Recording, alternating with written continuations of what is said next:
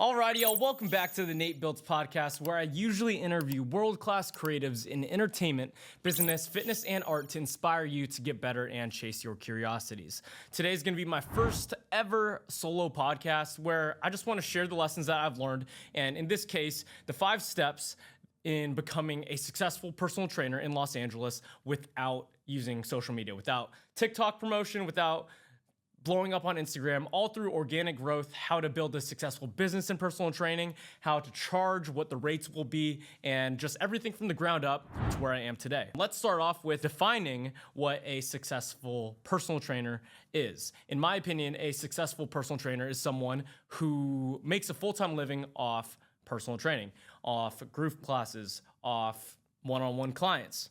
So that's what I'm defining as a successful personal trainer. I will say I was not a successful personal trainer when I had 3 bartending jobs, when I was working at 5 different gyms, when I was part-time at all these things and I didn't have a lot of focus, I didn't have my own business. That's what I would not define as a successful personal trainer. So with that definition, let's get started. Step number 1, learn to work out. You cannot become a personal trainer if you are not good at working out, if you do not have good form, if you do not know what you're doing. That is the very beginning in becoming a great, a good, a successful personal trainer. You have to know what you're doing. And how do you do that? You do that by trying everything, by taking the classes, by working out, by trying everything. What I did when I was about 18, 19, when I started getting into working out, I started training with some people at my local gym. I just saw them there all the time. I recognized them from my community college, and I learned how to bodybuild and powerlift. And what is that? What is bodybuilding? What is powerlifting? Bodybuilding is basically building your body using machines, using free weights, everything that's at a basic corporate normal gym. The gym that I worked at was called GB3, and these guys ran me through the ropes. They showed me how to use every single machine. They taught me how to lift weights, and they taught me how to powerlift, which is the bench, squat, and deadlift, the 3 big compound movements if you ever want to or have a client that wants to compete in powerlifting. And when I came to LA, I started taking a lot of classes. I went to UCLA and I took cycling classes. I took group fitness classes. I took any class that I could come upon. I took core power yoga classes with some girls, you know, like not just because of the girls, but because to learn how to move properly, you know, by trying all these different types of movements, all these different types of working out, you could understand your body and you could understand what you like. So yeah, learn to work out. That is step number 1 in becoming a successful personal trainer. Step number 2, get certified. So there's 3 big certifications that I am a fan of, or that the fitness industry is a fan of, which is going to be NSCA, National Strength and Conditioning Association, which I have, NASM, NASM, and ACE, ACE. So any of those are pretty good. It doesn't matter which one you get, and it's pretty easy to get certified. All you do is buy the book, study the book, pay some money to take the test, and you are a personal trainer. That will not make you a great personal trainer. That will make you a certified personal trainer. So one thing that stood out when I did it was I took this program at UCLA that was basically a lecture on the chapter of the NSCA book, the National Strength Conditioning and Association book, and then we had our practical. So we would read and then we would put it into practice on each other. We would teach people how to cue up movements. We'll explain proper programming. We would explain dieting. We would go over certain aspects, treat each other like a client, and kind of go from there. And then the teacher at the time would critique our work. So I had a really good one-on-one coaching in that way in becoming a personal trainer. If you do not have that, find someone who is in the space. Find a coach who you could help with. If you could clean a gym for free, you kind of just want to cut your learning curve by helping others in that space. The benefits of getting certified are you'll learn all the basics of proper forms. Like they go over that. They go over muscle insertions and body mechanics and how to count calories, how to count macros, basically your breathing, your max heart rate, your VO2 max, all these things that are not necessary in becoming a great personal trainer, but are good to know if a client has a question about it. Most people will not ask you any questions about this, but it's good to know if they do ask you, because what these people are paying you for eventually when you get to this point is they're paying for your knowledge, your motivation, and your accountability. Those are the three things that a personal trainer is being useful for. It's not just there to be your friend. You're not just there to show them how to work out, because if it's just one of those things, they will drop and you won't have a client for a very long time. Hello friends, I hope you are enjoying the show. I just wanted to chime in and talk to you about Bucked Up. If you need more protein in your diet, creatine to aid your muscle growth as well as recovery, or pre-workout for your demanding sets during your workouts, Bucked Up has you covered. I use their Snickerdoodle protein and creatine monohydrate every single day. And on days I don't feel like working out, their BAMF nootropic pre-workout keeps me swinging kettlebells, running mountains, moving weight inside and outside the gym. If you'd like to try them out and save some money, use code NateBiltz1 for 20% off any order. And back to the show. Step number 3, get your reps in. Get your reps in, get your reps in. What do I mean by that? Practice. How do you practice? You have to get clients. Okay, so how do we get classes? How do we teach classes? And the way that I did it was I did it through a corporate gym. So I did it through UCLA Recreation Center and LA Fitness. So basically, you have no experience, right? So you're not very trustworthy in your capabilities quite yet at this point. You know how to work out, you are certified, but you have 0 clients. So what a corporate gym does is they give you clients. And it's the best thing ever, but you are not valuable yet. So that's why they will only pay you $19 to $25 per session, which is not a lot of money, especially since all the time and money that you invested in the certification and learning how to work out with these classes. At UCLA, I had the opportunity to teach classes around campus, and it was called this thing called Warm Up to Work. And I train all the employees at UCLA, from janitors to teachers to staff, in all aspects of campus before their job started. And it's like the name is, it's warm up to work. So I teach them basic warm up stretches to get their body primed up for their day. And this was great experience because it taught me just how to warm up people's bodies without great risk. I'm not teaching them how to deadlift 400 pounds. I'm not teaching them how to bench press or clean and jerk or swing a kettlebell. It's just using their body weight and using certain techniques to prime their body for just a hard working day. So if you could find some friends who have a stiff back or tight hamstrings, or find a program like Warm Up to Work that I did at UCLA, do it for free. Do it for $15. Do it so you could have the experience of being able to be in front of people and teach someone confidently how to warm up their body, how to move properly, and just do some basic movements. Next, you need reps in personal training, one-on-one training. So that, for me, was at Kinross Recreation Center at UCLA, and they just gave me clients. They gave me employees at UCLA that needed rehab. They gave me students. They gave me professors.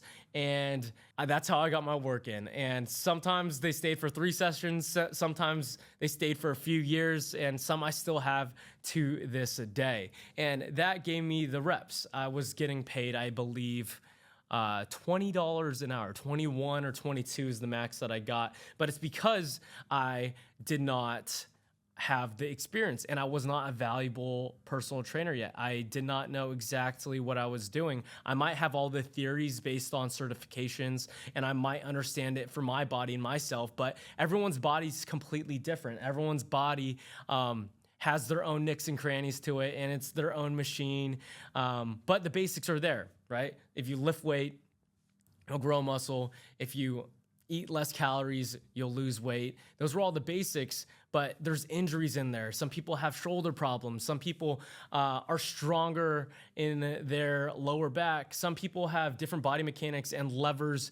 So I might have a bigger femur, a smaller femur than someone, and I might have to do a lower back squat versus like a high bar. So these are all certain things that I learned by dealing with different body types. And you only are compensated by your knowledge. So at that time, I didn't have a lot of knowledge. I didn't have a lot of experience. So now I do. And now I could charge the high dollars, high bucks, get paid for my experience of the last 7 years of my personal training, you know?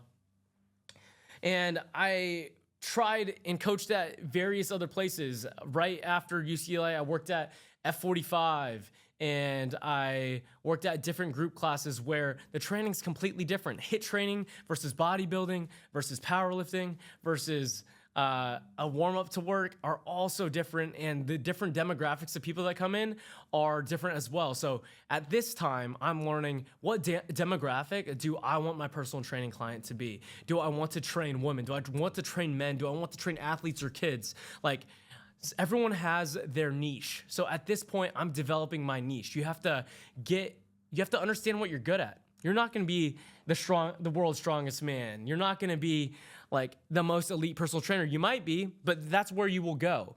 So for me, I was really strong for my weight and size. So I was like, oh, I could be really good at powerlifting. And for me now, like, I'm really good at kettlebell juggling and hand-eye coordination and stuff like that. So I gear my workouts toward those things. It makes my clients more entertained. They love those types of workouts. I'm not sitting there at a machine saying like 4 reps, 4 rounds, 12 reps, and then just sitting there and pausing. 4 rounds, 12 reps. That anyone could do that, in my opinion. If people like that type of exercise, great. Like, if you're passionate about it, great. Like, talk passionately about it, and I'm sure you'll get good clients that way. But for me, that was not the case. For me, I liked body weight exercises, I liked lifting heavy weights, and I liked coordination and agility work. And that's the type of training that my clients go through and what they enjoy and has worked for them. Step number 4 is basically find your niche. What are you good at? What do you like to do? Who's your target demographic? I kind of just talked about that already, but you have to narrow it down. You can't accept college students because they're poor and they cannot pay you what you are worth. Sure, you could get a friend rate here and there, to get more experience, but at some point, there's this tipping point that you only have enough time for people that need your service. And when I say need, they need it because they don't have the ability to go to the gym on their own, because they don't have the self-discipline to, or they don't have the time to. There's a lot of busy people in this world, and they are stuck with their families. They're focused on their families. They're focused on their work. They're focused on their career, and they just want to go into a gym, into a safe space that no one will judge them, and have a trainer have everything laid out. They're there at a certain time. The trainer tells them exactly what to do. They have a good workout, and then they leave, and they see you again. You're selling accountability, you're selling knowledge, and you're selling motivation, and you might have a friend or develop a friendship along the way. Step number 5 is the hardest one. So at this point, you know how to work out. You've learned to work out. You've tried all the workout classes, and you understand at least the basics of most of them. 2, you've gotten certified, you have your certification, and technically you are a personal trainer at this point, but you do not have a lot of experience. Step number 3, you've got the reps in. You've developed your hours upon hours of training, group classes of training, one-on-one trainings, and training at different gyms, so you know what you're good at. And step number 5 is gonna be going out on your own and marketing yourself and starting your own brand, your own business. And yeah, that's what I've done. I train at this small gym in Toluca Lake called the Nomad Gym. It's probably a 2,000 square foot space with a few other trainers, and my clients love it. It's not a big gym. It has all the necessities you need, from barbells to kettlebells to all that jazz. But no one will train with you if they do not know about you. I'm going to repeat that again. No one will train with you if they do not know about you. So without social media, how do they find out about you? They find out about you through your past clients. So what I did is I took my 5 loyal clients and I moved them to this gym.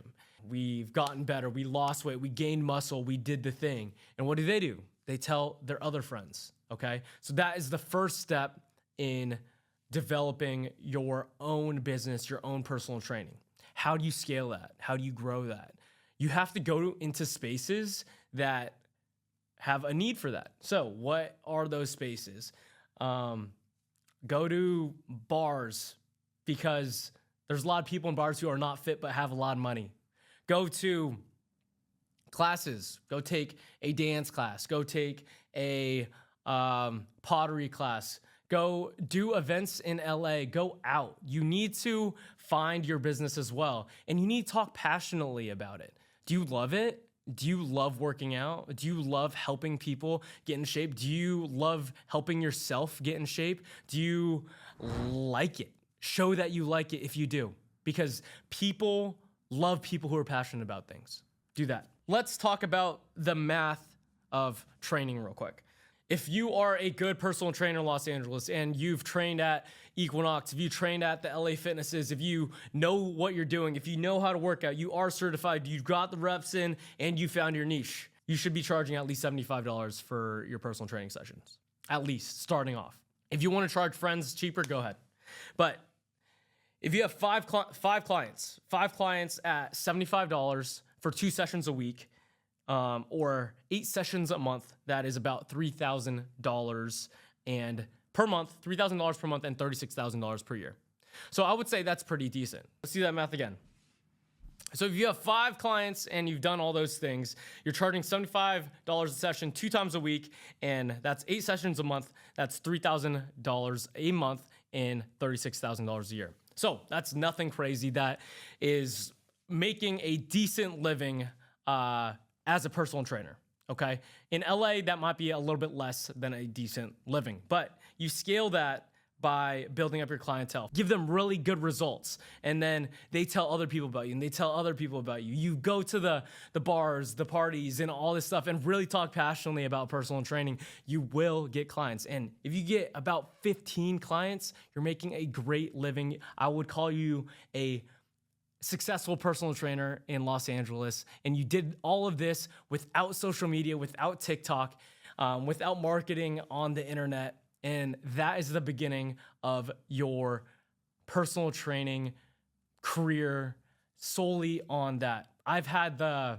awesome journey of being able to do this on my own, and I've just wanted to share it with you, share it with anyone who's desiring to become a full-time personal trainer, especially in LA, because there's so many people here and it's hard, and I've almost quit numerous amount of times, but I love fitness. I love helping people. I love business aspect of it. So real quick, before we conclude, learn how to run your business. What do I mean by that? You have to charge properly. So get memberships on Stripe or Zelle or Venmo or however you need to learn how to collect money without it being difficult. So you running after clients and be like, hey dude, I need to charge you for this and blah, blah, blah. Like, you don't want to be chasing people for money. So you have to find the best system to be able to do that. Those are my 5 steps to become a successful personal trainer in Los Angeles without social media. I hope you like this first solo episode of the Nate Biltz podcast. I'm probably trying to put out one of these every other week for now to document the lessons that I've learned in my life that could hopefully hopefully help someone else out there who wants to have the same goal of becoming a personal trainer or podcaster or better person. You know, my whole slogan is get better today. And that's my goal, to help myself get better, to help other people get better. And I just want to document and share that. All right. Sounds good, y'all. Love ya. And we'll see you in the next one.